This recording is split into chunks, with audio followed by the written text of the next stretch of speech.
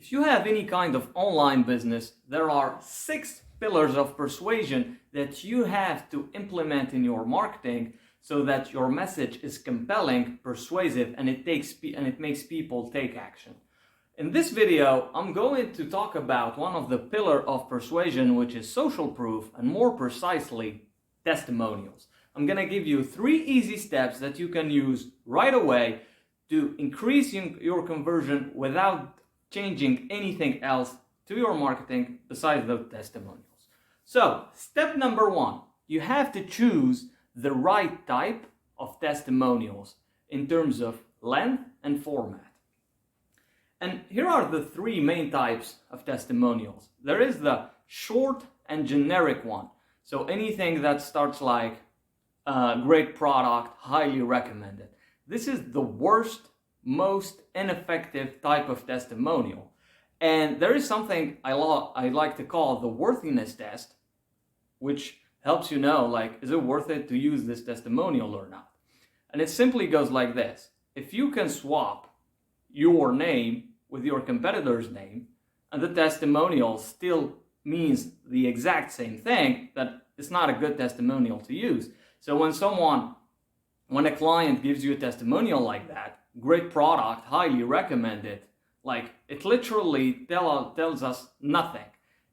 We don't know who that customer is, what problem they had, why your product is great, who are you, who is this company, like, it tells nothing. So that's the first type of testimonial, short and generic ones, and this is the type that you should avoid using in your marketing at all costs, unless it's the only testimonials you have, maybe you're just starting out or something like that.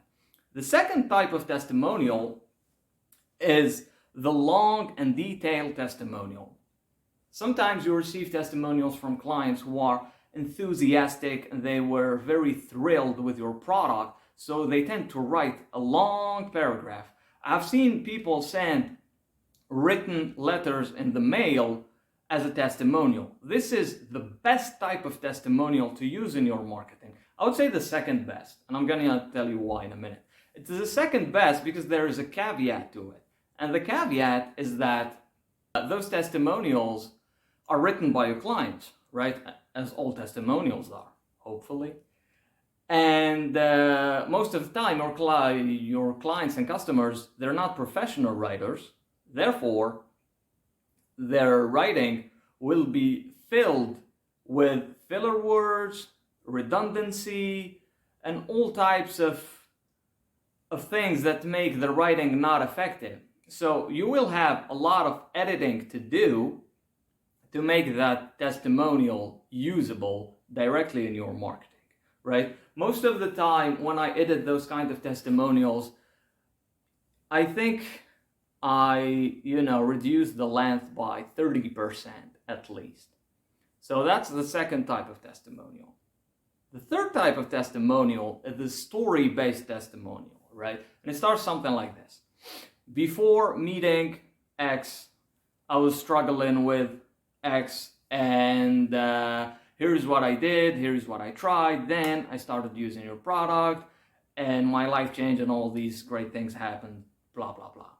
This is the best type of testimonial. If you have a story-based testimonial, this is the main one that you should use in your marketing. And the reason for that is very simple, because stories are the most effective selling weapon, because basically they sell without selling, right? So that's the first step in using testimonial to increase your conversion. Choose the right type and format. The 2 best formats are long and detailed testimonials and story-based testimonials. The second step is to make sure there is a variety in your testimonials. And I'm gonna tell you what I mean by this. Let's say, for example, you have a biz opportunity offer, right? And all the testimonials you have are from people, from youngsters, maybe high school dropouts, college dropouts, whatever it is. And the profile of all these people giving you these testimonials, it's the same, right? It's the same profile. Male, young, drop out, whatever it is. So unless you don't want to sell to the 37-year-old dad, those cannot be the only type of testimonials you use. So you gotta make sure there is a variety. So use testimonials from young people, from old people, use testimonials from all backgrounds. Another example of that would be if you're using a software service, right? And again, maybe you're using testimonials from young people or people with a certain background, like, hey, I'm an IT professional, or hey, I'm passionate about IT, whatever it is. That's the testimonial, right? So if an older person, right, who's not tech savvy will look at that and will be like, oh, okay, it worked for them because they're tech savvy and I'm not, so it's not going to work for me, so I'm not going to buy. This is why it's very important to vary, to have variation in your testimonials.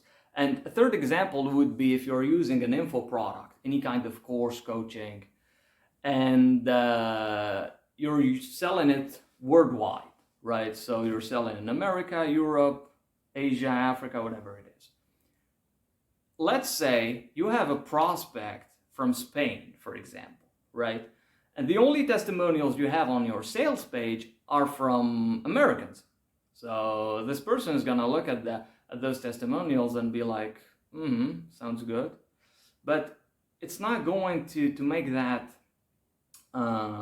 that emotional connection that this person needs in order to take action. So imagine if on top of those American testimonials, you had a testimonial from a Spanish person, right? Or at least a European person, someone who that Spanish prospect can relate to.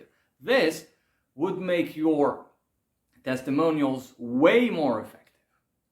So that was the second step. Make sure you choose a variety. You have a variety of testimonial.